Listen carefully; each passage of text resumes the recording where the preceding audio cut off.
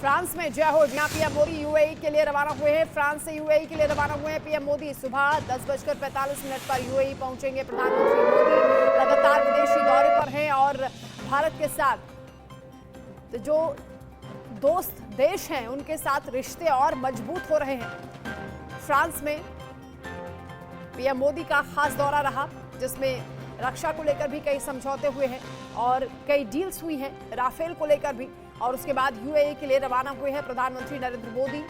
10:45 पर यूएई पहुंच जाएंगे पीएम मोदी। यहां भी उनका भव्य स्वागत होगा। बेहद उत्सुकता के साथ उनका इंतजार किया जा रहा है। प्रधानमंत्री मोदी का विदेश दौरा भारत के लिए लगातार ऐसे पल लेकर आ रहा है जो गौरवान्वित महसूस करा रहे हैं और भारत के साथ तमाम मजबूत देशों के रिश्ते और प्रगाढ़ होते जा रहे हैं। पीएम मोदी के नेतृत्व में देश तरक्की कर रहा है और इसके साथ ही तमाम ऐसी डील्स हो रही हैं जिसके जरिए भारत और मजबूत बन रहा है।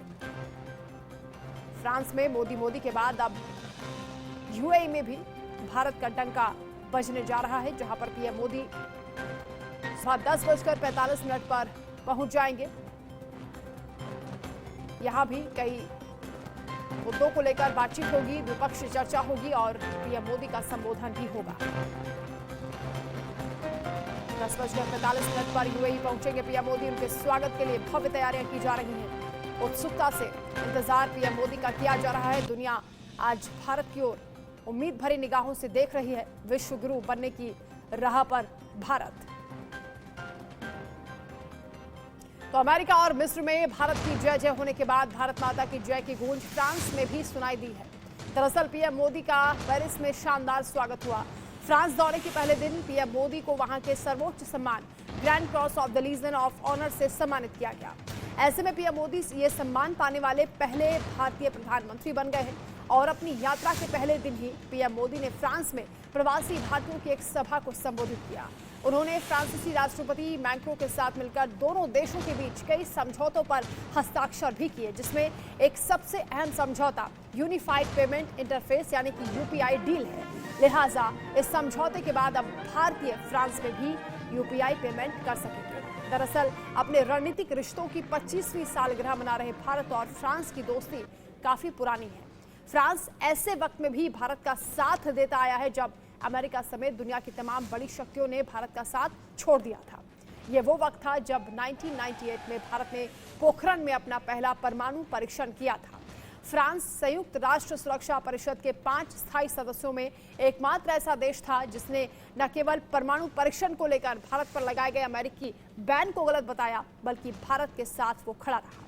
तो वहीं पोखरण परमाणु परीक्षण में पहले भी फ्रांस ने भारत का साथ दिया था और 1982 में अमेरिका ने भारत के तारापुर न्यूक्लियर प्लांट के लिए यूरेनियम की सप्लाई बंद कर दी थी। ऐसे वक्त में रूस ने भारत का साथ नहीं दिया था, तब फ्रांस मदद के लिए आगे आया और उसने भारत को यूरेनियम की सप्लाई की थी। यानी भारत और फ्रांस के रिश्ते लगातार मजबूत हो रहे हैं और दोनों देशों के बीच जो डिफेंस डील हुई है उससे चीन पाकिस्तान को बड़ा झटका भी लगा है। ये उत्साह अभूतपूर्व है और ये स्नेह आत्मीयता की अविरत धारा है। ये स्वागत उल्लास से भर देने वाला है। देश से दूर जब मैं भारत माता की जय का आह्वान सुनता हूं, कहीं से आवाज आती है नमस्कार, तो ऐसा लगता है जैसे घर आ गया हो।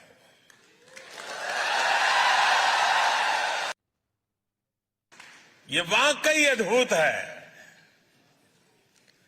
भारत फ्रांस की स्ट्रेटेजिक पार्टनरशिप के 25 साल के उत्सव का इससे बेहतर तरीका और क्या हो सकता है।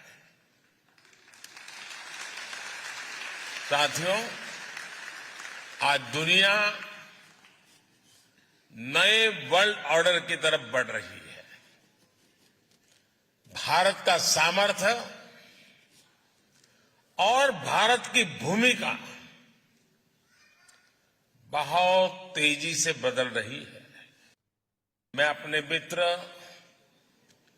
प्रेसिडेंट मैक्रो के साथ नेशनल डे परेड का हिस्सा बनूंगा।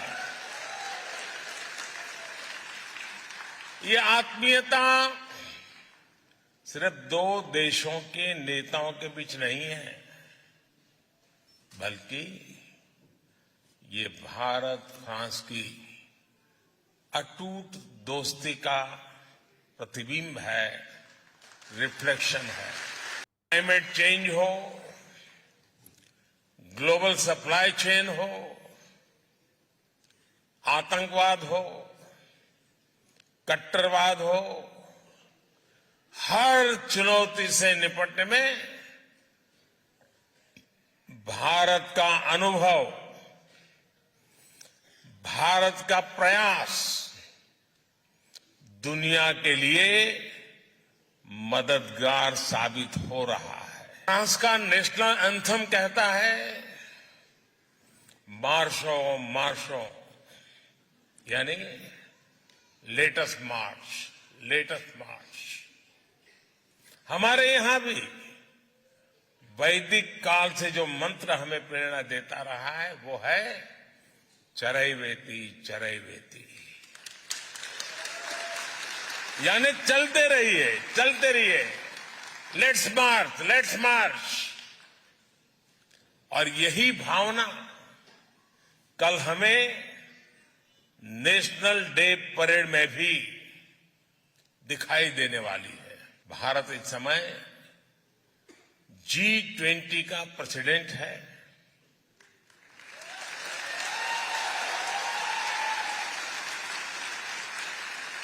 पहली बार किसी देश की प्रेसिडेंसी में ऐसा हो रहा है जब उस देश के कोने कोने में 200 से ज्यादा बैठकें हो रही है। पूरा G20 समूह भारत के सामर्थ्य को देख रहा है, उससे मंत्रमुग्ध है। पीएम मोदी फ्रांस के बीच रक्षा खरीद परिषद ने फ्रांस से नौसेना के लिए 26 राफेल एम लड़ाकू विमानों और 3 स्कॉर्पियन श्रेणी के पनडुब्बियों की खरीद को मंजूरी दी है। राफेल एम लड़ाकू विमानों को देश के पहले स्वदेशी विमान वाहक पोत INS विक्रांत पर तैनात किया जाएगा। आइए एक रिपोर्ट के जरिए जानते हैं कि आखिर राफेल एम राफेल से कितना अलग है और उसकी खासियत क्या है। भारत की समुद्री सीमा की सुरक्षा में दिन रात जुटी है इंडियन नेवी। इंडियन नेवी की रक्षा जरूरतों को पूरा करने के लिए भारत सरकार को 26 फाइटर जेट की जरूरत है। इन फाइटर जेट्स को INS विक्रांत पर तैनात किया जाएगा, जिसके लिए कैबिनेट कमेटी ऑन सिक्योरिटी यानी CCS की मंजूरी भी मिल गई है।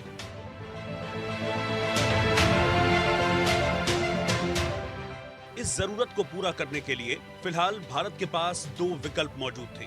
पहला अमेरिका का बनाया fighter jet F-18 Super Hornet और दूसरा फ्रांस का राफेल एम। भारत को इन्हीं दोनों में से किसी एक को सेलेक्ट करना था और अंत में भारत ने फैसला राफेल एम के हक में लिया।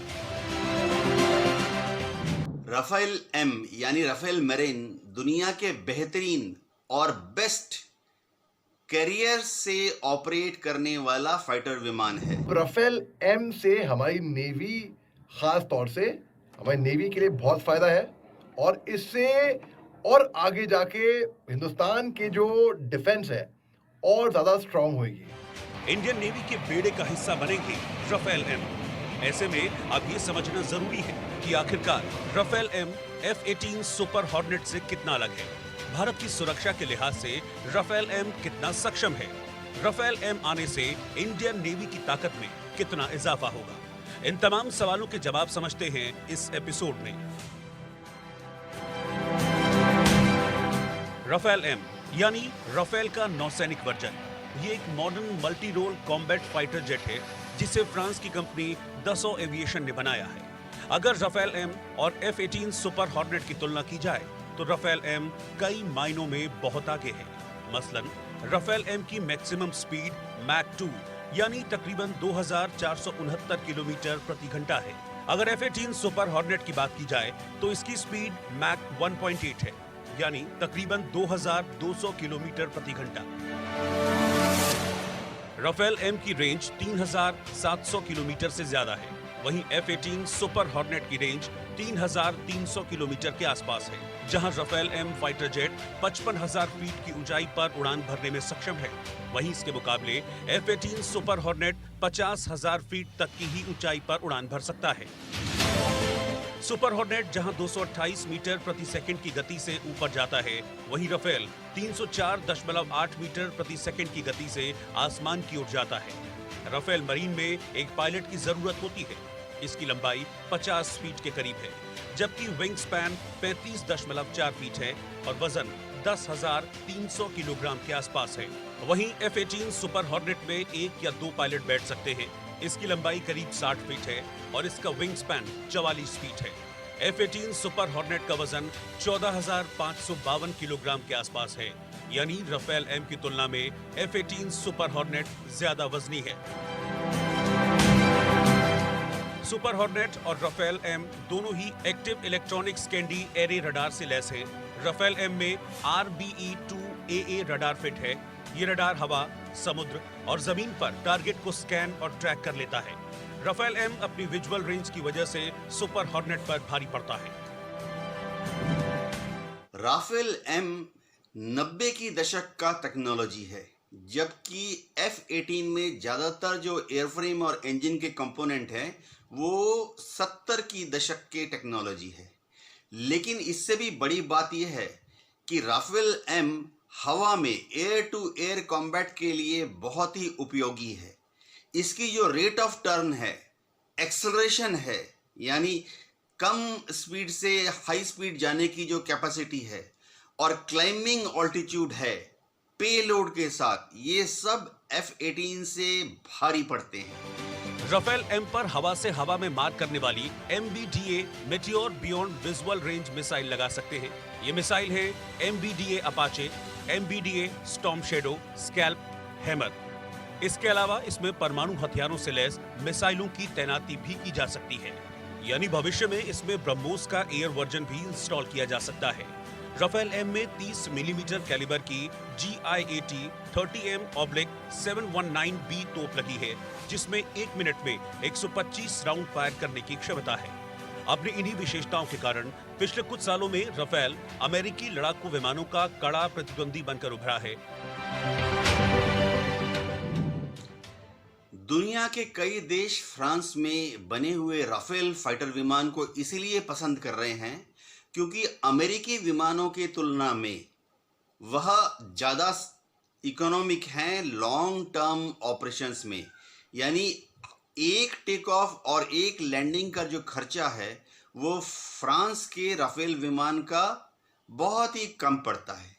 इसके अलावा फ्रांस के राफेल विमान में जो रखरखाव का तरीका है, मेंटेनेंस प्रोसीजर्स हैं, वो अमेरिकी विमान के तुलना में ज़्यादा आसान हैं, कंप्यूटर एडेड हैं। यानी राफेल जो है खुद ही अपना एनालिसिस करके बता देता है कि उसका कौन सा सिस्टम काम नहीं कर रहा, ताकि ग्राउंड क्रू और ग्राउंड में जो इंजीनियर्स हैं वो तुरंत उसको रेक्टिफाई करने की यानी सुधारने की कार्रवाई कर सकें। अगर फ्रांस से राफेल एम की डील पक्की होती है तो इसे INS विक्रांत और INS विक्रमादित्य पर तैनात किया जाएगा। इन दोनों विमान वाहक पोत पर फिलहाल MiG-29 लड़ाकू विमान तैनात हैं। आपको बता दें कि साल 2016 में 59,000 करोड़ रुपए की मेगा डील के तहत भारत पहले ही अपनी वायुसेना के लिए फ्रांस से 36 राफेल लड़ाकू विमान खरीद चुका है। रिपोर्ट्स की माने तो राफेल के दोनों वेरिएंट में लगभग 85% कंपोनेंट्स एक जैसे हैं। यानी अगर राफेल एम का सौदा तय होता है तो हमें स्पेयर पार्ट से जुड़ी समस्याओं का सामना नहीं करना पड़ेगा। जो राफेल की कीमत है जो हम जानते हैं वो 59,000 करोड़ की हमने 2016 में वो डील साइन की थी, इंक की थी वो। अब ये 50,000 करोड़ की ये डील जब ये इंक होगी उसके 3 साल के बाद तक इसकी डिलीवरी होगी, जिसके यहाँ पे जिसके स्पेयर पार्ट्स, हिस्से पुर्जे जितने भी मतलब टेक्निकल चीजें हैं साथ में, इसके साथ में वो डील की हुई। इन दिनों पाकिस्तानी नौसेना काफी तेजी से डेवलप हो रही है और वो अपने बेड़े में लगातार नए युद्धपोत जोड़ रही है। पिछले 10 सालों में चीन ने भी अपने बेड़े में कई जहाजों और पनडुब्बियों को शामिल किया है। इसके अलावा चीन तीसरे एयरक्राफ्ट कैरियर पर भी काम कर रहा है।